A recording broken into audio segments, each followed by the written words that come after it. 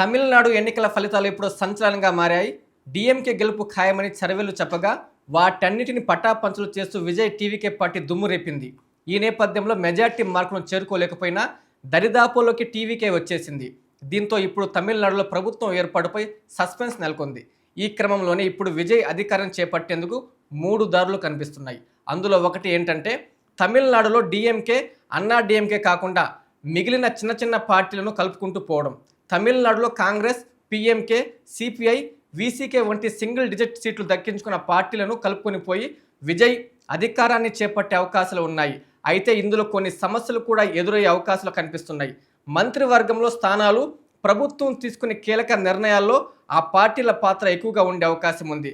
అదే సమయంలో చిన్న చిన్న పార్టీలతో కలిసి సంకీర్ణ ప్రభుత్వాన్ని ఏర్పాటు చేసి దాన్ని ముందుకు నడపడం కొంత ఇబ్బందికరంగా ఉంటుంది.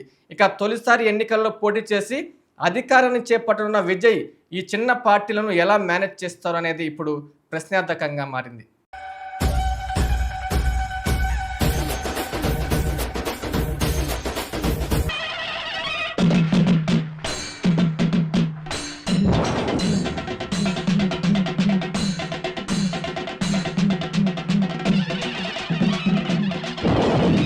జాతర మహోత్సవ ఆహ్వానం.